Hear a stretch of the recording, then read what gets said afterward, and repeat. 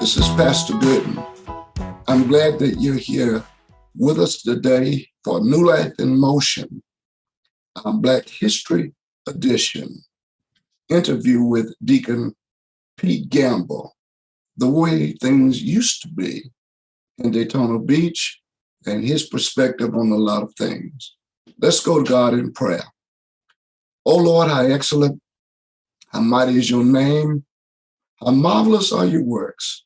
Bless us now as we move into this endeavor to tell the history of our people. Bless us that we keep things decent and in order and stay in your will. We will forever give you honor, glory, and praise.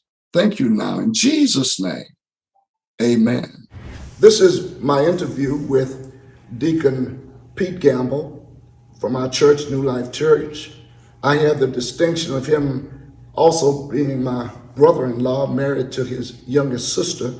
But we're going to talk about Black history from a different perspective, how things have changed, how things have remained the same, and what's really going on. Talk to us, Deacon Gamble. There has been so much that has changed. Anybody who has not lived here for 40, 50, 60 years have no idea how booming Daytona Beach was for African Americans. You say was? Was. Okay.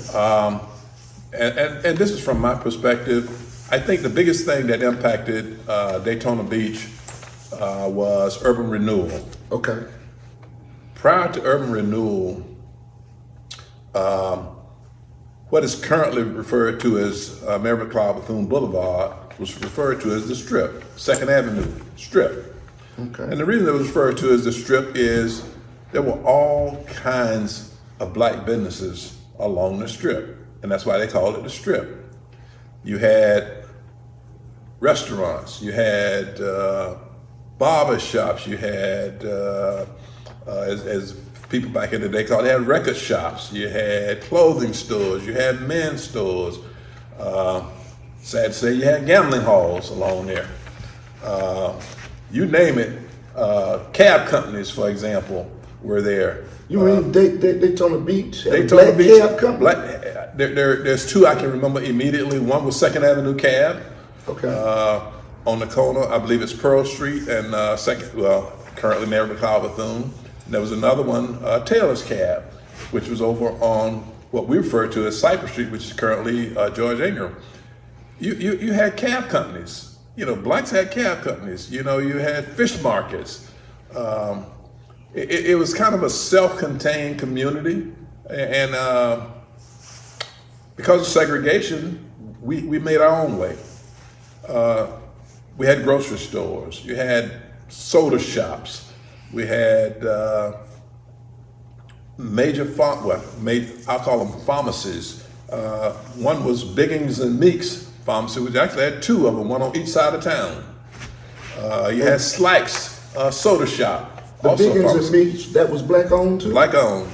Actually, just so you know, both of them were our frat brothers. Okay. They had one currently across the street from, I think it's called Daytona Deliverance. Yeah, I know what you're talking about. Right across the street there.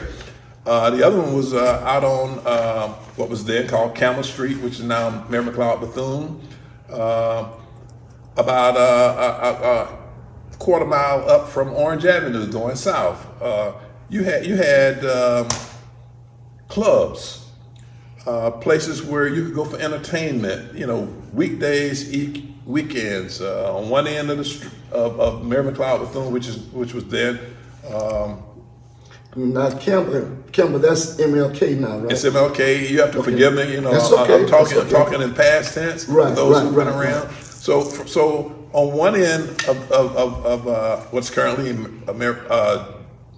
MLK, you had George's Place. George's Place had all kinds of entertainment. You know, and you know, it was a liquor store, but it had entertainment. You know, weekdays, weekends. You had a place called the PI, Paradise Inn, where you could go and see name entertainment. What is currently called Midtown I think it's called Midtown Development Center. You had what we call the Rec, Cypress Street Rec. And as a young man, I used to go to Cypress Street Rec to see the Motown reviews, for, $2 to $5. These entertainments would come to town, they would come to the Rec. Right behind what is the Midtown Center right now is a field which was called Kelly Field. Kelly Field was where the Negro League played. Well, did Jackie Robinson play there? I'm not sure, Jackie, I was a small kid when Jackie was here, so I'm not sure. But I can tell you, the Negro League came through there, and, as a kid, I'd go out there on the weekends and peek through the hole in the fence and watch the baseball games. They show you how things, baseballs were expensive, and so if one was knocked out of the park and you were out there, you could get it, and you get a nickel or a quarter for the baseball. So I hung out there, and if they foul one out of the stands, you run around and 4 or 5 kids sit out there, and we'd run around and scoop up the baseball and go turn them in to get that change. So you had it was an old type stadium, wooden stadium, green. And again, that was Kelly Field. As a kid, we played football there. The city at that time had leagues for football, and so we played football, baseball there. It's just changed so much that it's taken a lot of things out of the community. On Sunday, at what is currently the intersection of Center Street and George Ingram Boulevard on the north side, was a restaurant called Shepherd's. And my wife always talks about she wants to sit where she can have dinner with tablecloth. Shepherd's had tablecloths. And this is black owned? It's black owned, all black owned. You had Drummond's right across the street from service stations in the community. So the center city, where predominantly African American live, was self-sustaining. So what about what type of entertainers did you have come to town? I've seen everybody from B.B. King to what's her name? Cleanup woman. What's her name? Betty Wright. Betty Wright. I've seen them all at those facilities. Right here in Daytona. Right here in Daytona Beach. Like I said, Daytona Beach. They used to call it Chitlin. Daytona Beach was part of the Chitlin Circus. So when they were on tour, they came through Daytona Beach. Now, where did they stay? Ooh, that's a good question. Did you all have hotels? There was. I don't know where they specifically stayed, but there was a hotel on Mary McLeod Bethune called Campbell Hotel. Campbell Hotel is at the intersection of, I believe it's Walnut and Mary McLeod Bethune on the south side. Okay. The building is still there. It's a 2-story building there. And so I'm not sure if they stayed there. I really don't know where the entertainers stayed, to be honest with you. A lot of times entertainers stayed in people's homes. Now, you said there was a hotel? A hotel. On Campbell Hotel.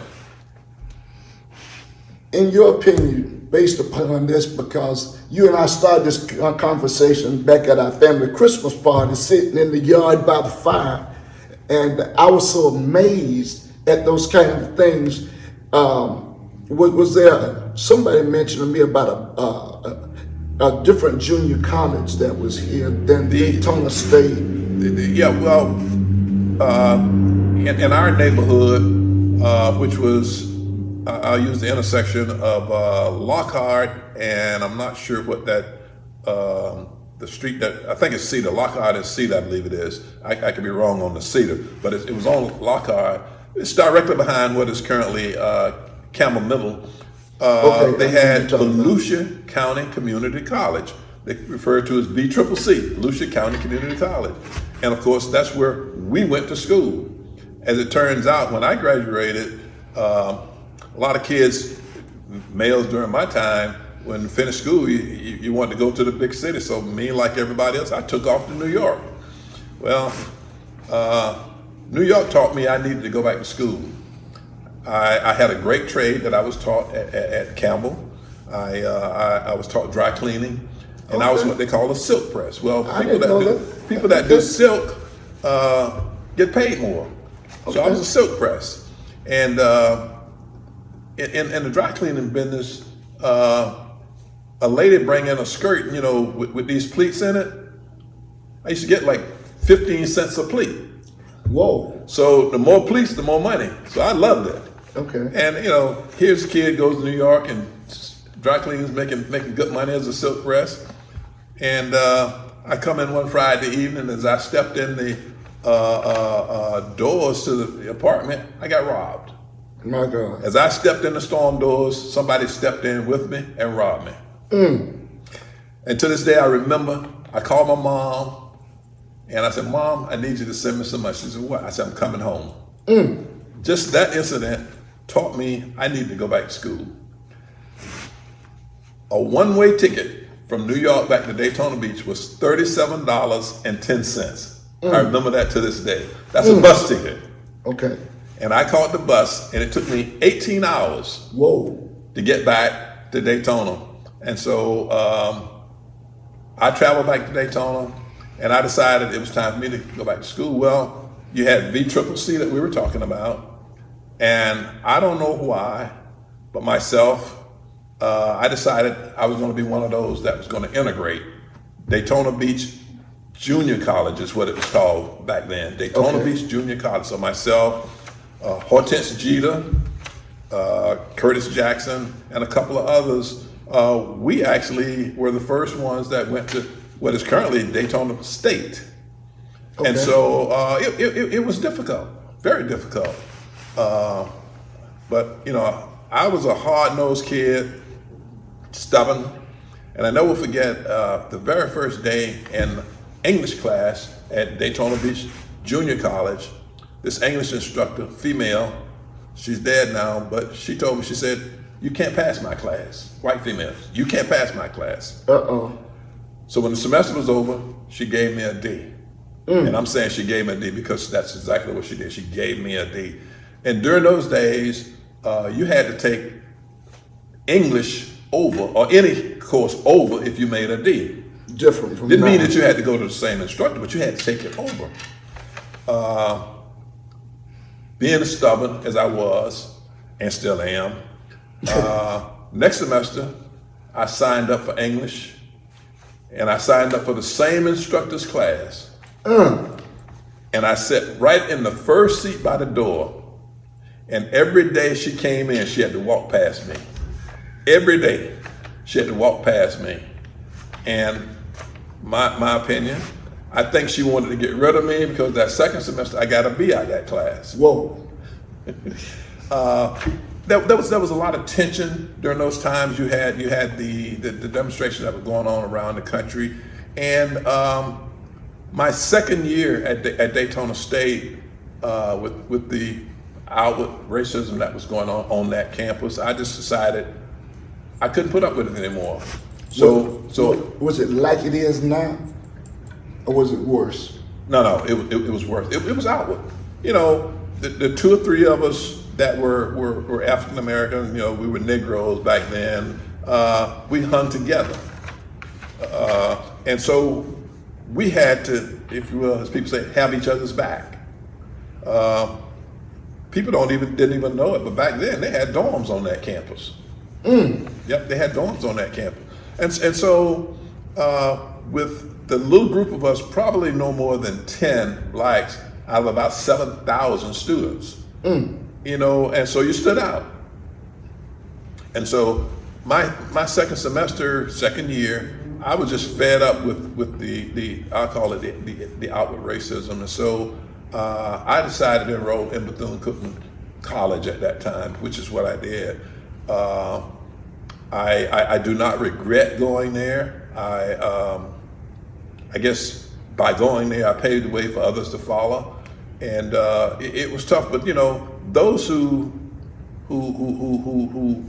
paved the way normally don't get the accolades. It's those that follow get the accolades, Right. So people that are out in the struggle, you might hear about them, but the people that get the results of the struggle is what you hear about. Good example is right now today, I was listening on the radio on my way in, the commissioner of the NFL met with some African American leaders, I think they were religious leaders today, and he admits that there's problems in the NFL. Well, those problems didn't just occur. No. They've been there for years, you know, and I guess whatever this rule that they have where they're supposed to look at African Americans for positions really hasn't served the purpose that it was supposed to serve. And so, like everything else, things change, but they remain the same. Now, your story is remarkable in the sense that you grew up in Daytona Beach, you grew up in public housing, Yep. and you're the vice chair of the Board of Trustees at Bethune-Cookman now. All of that from a young man who teacher told you you weren't going to make a class. You weren't going to pass a class. But now, and I think about as you went through that and that struggle, you even taught school for a minute or two. Taught school for 2 years down in Titusville. Had some interesting situations there. You know, the initial part of integration. This young kid goes down to Titusville High, and I had a young man who dad was I guess they call him the wizard in the Ku Klux Klan. Whoa. In my class. Whoa. And Roy was his name, and he and his family had a problem with coloreds, Negroes at that time, and so Roy was so used to having his way that in my class, I was determined that I was going to keep on in my class, and so had a situation with Roy, and he jumped up to confront me, and before I knew it, I grabbed him and shoved him back down in his seat. Whoa. By the end of the day, I received threats from his family. And the dad said, we're going to come out there, and I'm just going to say it the way it was told to me. We're going to come out there and get that nigga. That's just the way it was told to me. And, you know, I'm a young kid, 22, 23 years old. That afternoon, I came home and I went out and I bought me a green Samsonite bag. Okay. And I went home and I put my pistol in my green Samsonite bag. The principal's name was Everhard. So when I showed up at school the next day, Principal Everhard said, Pete, we got a problem. I said, what you got? He said, well, I won't call him out. I said, well, Roy's dad said he coming out here to get you. And evidently he was known for this type of thing, being a Klansman. And so I said, Mr. Everhard, if he comes around to my classroom, he won't be coming back. So I was working out of a portable. I went to my desk, I opened my little green briefcase right by my desk, and I taught my class. For whatever reason, this gentleman never showed up at my class. Now listen at this. His kid stayed out of school for about 2 or 3 months. 2 or 3 months. I guess this whole situation of me putting him in his place affected him. When the kid returned to school, he was one of the best behaved kids I had in my class. How about that? Now that's irony. That is really irony. So you left there. Now you got into computers and stuff with GE. Yeah, it's interesting. I was working at Titusville High, and a young man who's in the class ahead of me at Bethune was in HR, human resources, and so he asked me if I was interested in coming to work for GE, and you know, he and I were friends. Bernard was his name, and so I said yeah, and so because this is doing a space program, there was a shortage of engineers in the country, and so what happened is companies like GE, IBM, and others, they trained their own engineers because you couldn't find engineers, and there weren't a lot of engineering programs being taught.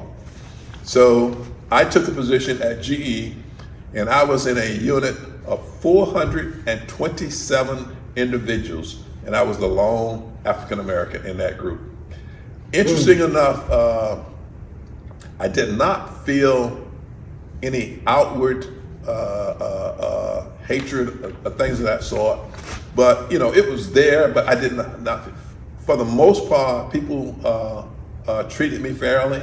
I did have a few incidents while working at GE and other companies, but overall, it felt strange as I would travel around the country and the world, say for GE and afterwards Lockheed. I would almost be the only one of us, if you will. I mean, I've been in meetings in Washington with Defense Department employees, and I'd be the lone African American in the meeting. I had situations where people in the Defense Department, I use term, they rooted for my programs to fail. And I'm gonna give you a good example. I installed a brand new operating system on a frigate. They had in Philadelphia, they had what they call land-based test site, okay. LBTS, land-based test site, where they build a complex that has all the inner workings of a ship in a building so that they can change things out and manipulate them and try them out. And so I go to Philadelphia with this new operating system. This is the front end of your graphics that you see now, your video games and things of that sort. And so I installed it on this piece of equipment. And so here's all these fancy pictures up. And this captain comes in and he said, "Who told you to put that on that system?" Well, actually, my director said, "Well, hey, you might want to slip that in." And I said, "What do you mean?" He said, "Well, we didn't authorize you to put that on that system." And before he could finish, some of the higher ups came in and he whispered to me and he said, "This better work. This SHIT better work." Is what he said. This better work. And so when we had the demo, in this probably 6,000, 7,000 people in this building, this big, huge building, it's all kinds of equipment in there. And they call it the light off because it's going to show off this new system. And while we're sitting there, they doing speeches and what have you. And the one of the airmen is supposed to go over and push a button, and this system is supposed to light up and fire up and start running. And the airman gets up and he goes over to the wall and he pushes the button and nothing happens. Whoa. And so this captain looks at me and boy, he's giving me a dirty eye. Well, they had what we call a pilot house up where the controls were, and I could see somebody up there in the pilot house saying, "He pushed the wrong button." Oh. He pushed the wrong button. So eventually they tell him the other button. So when he hits the other button, this whole building lights up and everything starts to work. And so afterwards, this captain came to me and he says, he not just me, but the people that were in charge of the site, he says, "Why do you think this is going to run?" He said, "We got weapon systems that we have to restart them daily because they get bind up and what have you. Why do you think this is going to work?" I said, "Well, my job is just to make it run all day, every day, and that's what my system is designed to do." This captain told people in charge of the site, he says, "I'm going to start this system up, and I want you to call me when it fails." He's going to prove me wrong. Okay. So they started it up. 6 months later, it was still running. Now, to my surprise, the same captain came to me and apologized. Was he white? Yes, he was. He came to me and apologized because just what you just asked, was he white? Because he didn't think I had the talent to build a system that would run that long. You know what, that bothers me now, because you did more at Bethune-Cookman. You may not have had what the students at Harvard had, but you had something greater than they had. But Bethune taught me how to communicate with people, how to interact with people, how to stick to getting things done. The year I finished school, I had an A average. I never forget it. And I had a major area advisor, Dr. Dizon. And part of my requirements was I had to do a term paper. Okay. I had an A average. And I got a big head, I'll be honest. And he taught me the most valuable lesson I think I've had in my life. When I got my grades, I didn't turn the term paper in. When I got my grades, he gave me a D. Whoa. I finished, instead of finishing school with honors, I finished with a 297 GPA because of that. Right after I graduated, Dr. Dizon called me and he said, son, I want to tell you something. He was from the Philippines. He says, you need to understand the world's not going to give you anything. That's just what he told me. And guess what he did? He said, here's a job down in Titusville for you.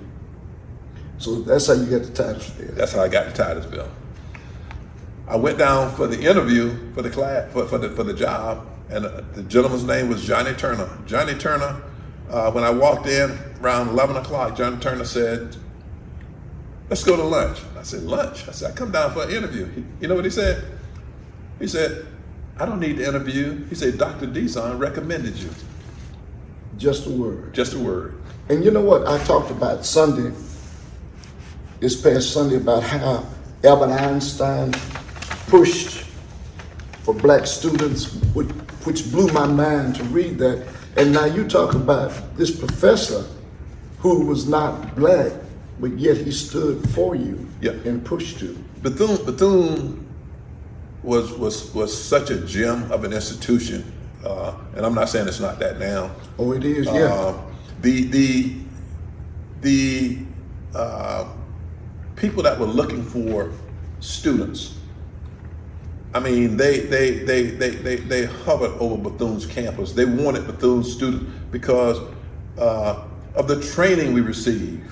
You know, give you a good example. You can have and I've had this situation too. You can have a kid who can have the greatest intellect it is, but doesn't have common sense. Okay. I'll give you a good example. I won't call his name, but the developer of the current day video games, he developed them right here in Daytona Beach, and he was a doctor at General Electric. This doctor had all kinds of patents, but he had small common sense. He couldn't remember to zip up his pants when he went to the bathroom. He couldn't remember to tie his shoes. He couldn't remember he took his car in to be serviced that morning, so he'd be out in the parking lot looking for his car in the afternoon. His car is at the service center. But if you say, Doc, I need you to tell me how to land at point X on the moon, he could do it, get you there. But he didn't, you know, the common sense. And so you find that at Bethune, they taught us that we needed to have both things. You had to have the common skills, you had the intellectual skills. And they harped that in us. Got a question for you. We got a few more minutes. Hope 6, and you talked about urban renewal and what we don't have now. Hope 6 was kind of like your, I guess you call it brainchild, or because if you hadn't been there, Hope 6 wouldn't be here now. It would have been years later. How did you handle Hope 6 in a sense that, and still preserve the community at the same time? Is that a pretty good question? Yeah, a couple of things. Okay. Hope 6 was very difficult. I'll say that. I had individuals who were well rooted in the community who did not want Hope 6. I remember. And I was even told by some major power brokers in this that were alive at that time, said, Hope 6 is your thing. You didn't ask us if that's something we wanted for Daytona Beach. Permission. And so, as I said earlier, I'm stubborn. And so I sent word to those power brokers in the community that if it's good for the community, you ought to get on board. I shouldn't have to ask. And one of those individuals called me later and told me he was giving me his support. You know, one of the major speedway owners, giving me support. You know, I had a young lady whose husband was over FP&L. Mm-hmm. When she saw what I was trying to do, she came and she said, Pete, if you have problems with X, her husband, call me. I think what you're doing is great for the community. And so pillow talk got people to get involved. You know, we had individuals, for example, on Keats Street between Mayor McLeod Bethune and George Ingram was a major trafficking area for drugs. I remember that. It was so bad that former Commissioner Buddy Young moved out of the area. It was so bad that they set up chairs where people could drive up and they purchased drugs. They had lounge chairs. They sit out there in the evening, lounge chairs. People just drive up. Talk about drive in and buy barbecue. You can drive in and buy drugs out there. Oh. And so when I started working on Hope 6, of course we had to move everybody out of what was, first one was Pine Haven. I received all kinds of threats, death threats. Even my family received all kinds of threats. And the interesting thing, the threats came from everybody, including the Daytona Beach Police Department.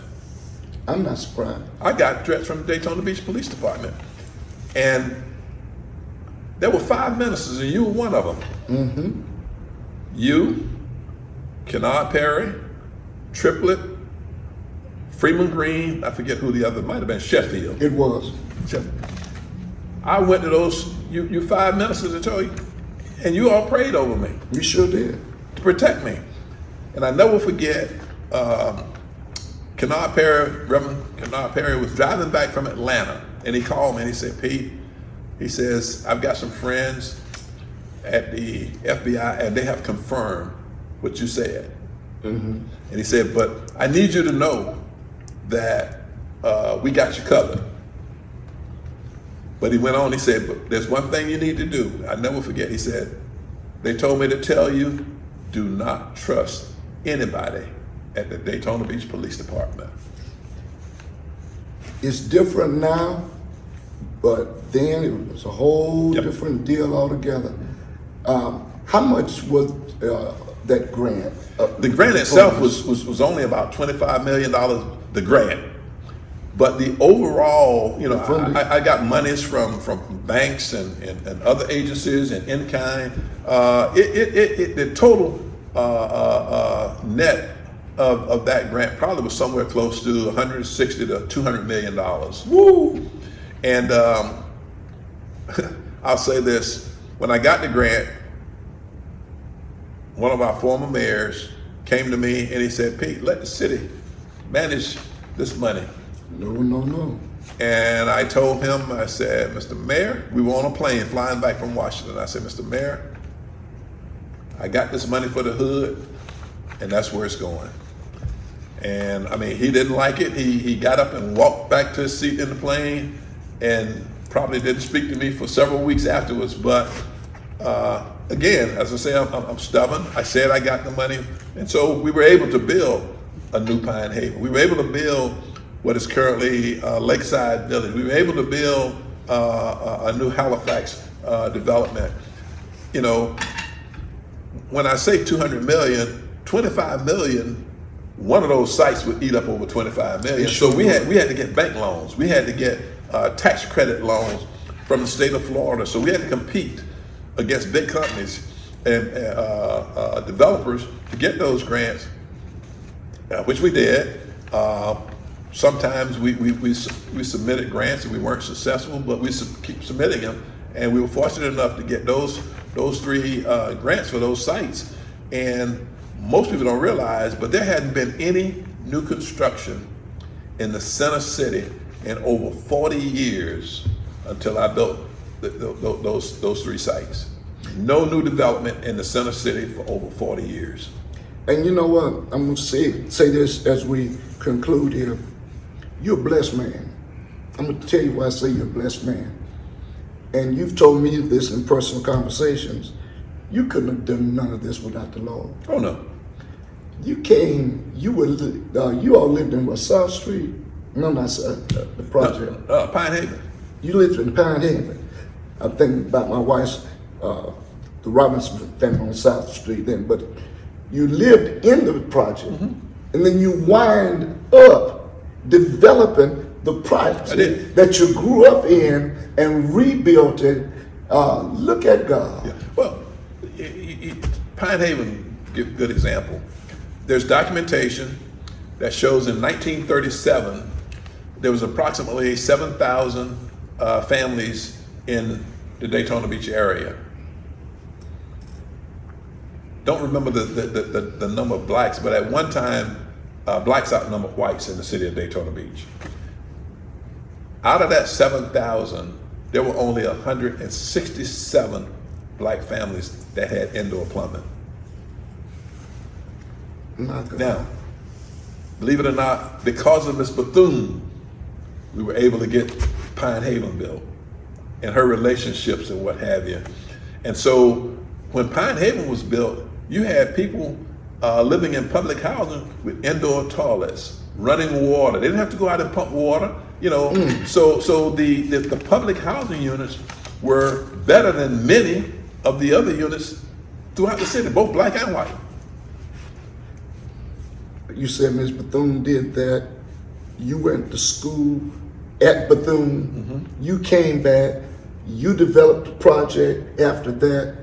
Does that put you in a very, very high position for doing that? But it also shows us how the Lord used you. Yeah, you know, there's been a lot of media in the last 2 years where my name has come up in different things. For example, with the board of trustees, and I've not taken opportunity to contradict or approve any of it.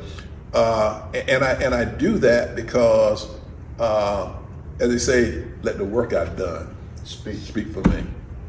You know, people say, well, he did so. I told the gentleman, I said, about 2 months ago, I said, look, I said, this was in the paper and that was in the paper. And I said, referencing me, and I said,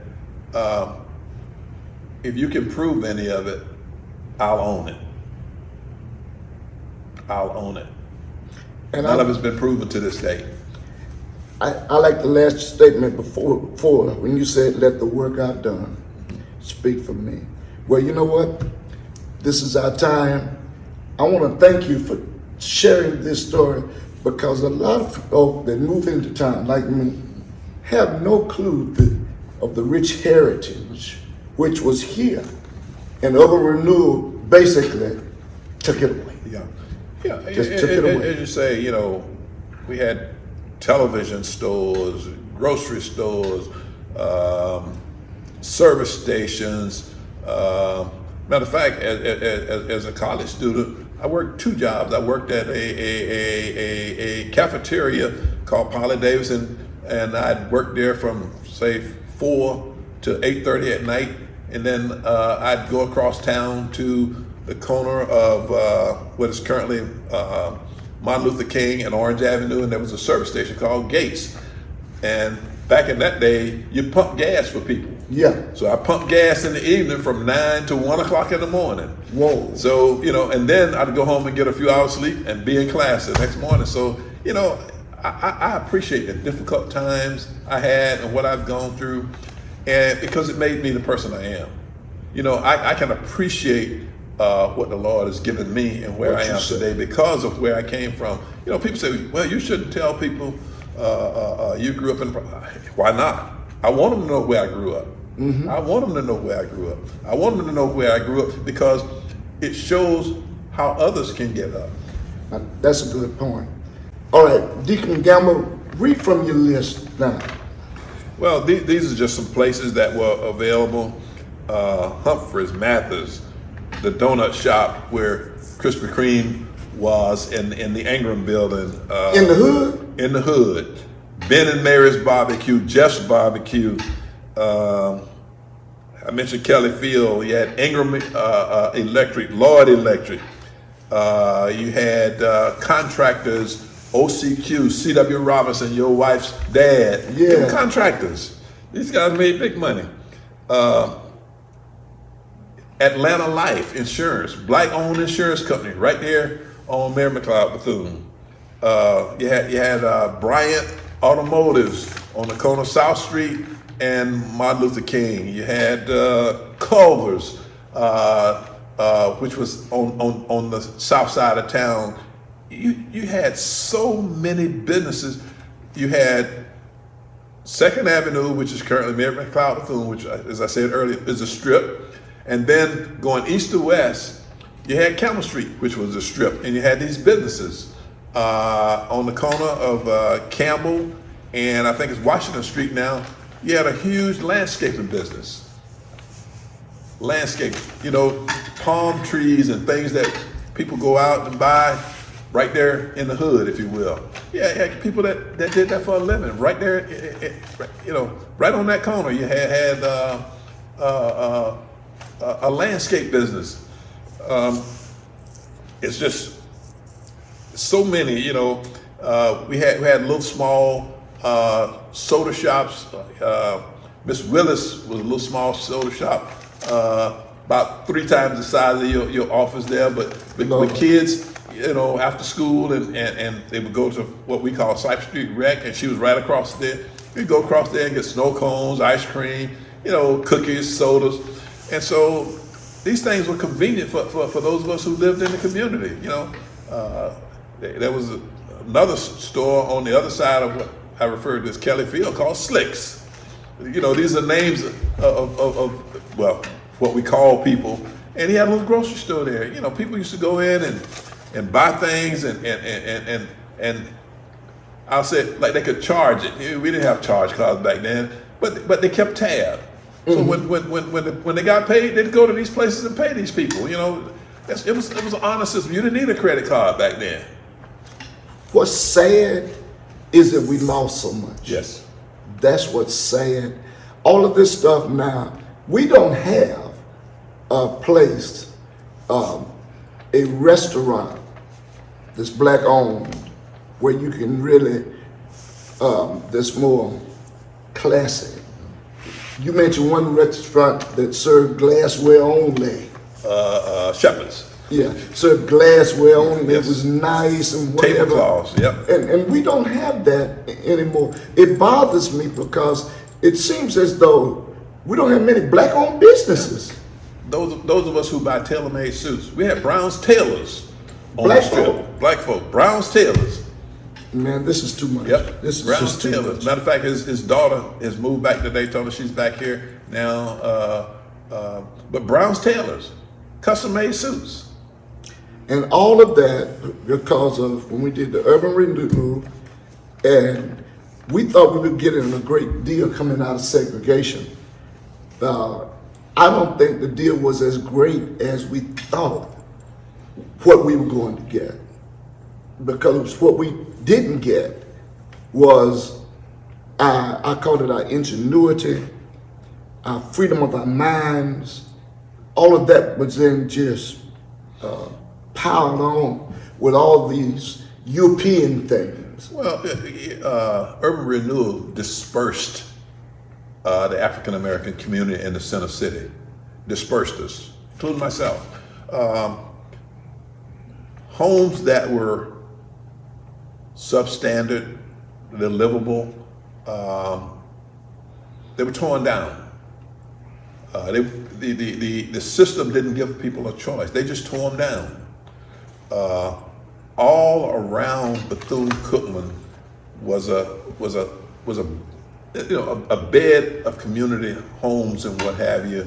From there, from the railroad track all the way to Nova Road. I mean, mass black. And when I say railroad track to Nova Road, I mean from North Street all the way out to I believe it's called Shady Grove. That was the center city, and it turns out to be that was the African American community. And they did, like in other cities, whenever renewal comes, they dispersed, displaced, and destroyed our heritage. Well, Dee, thank you so much, and we appreciate you so much, and continue to do the good work you're doing at Bethune-Cookman, and we just pray for you. Peace out.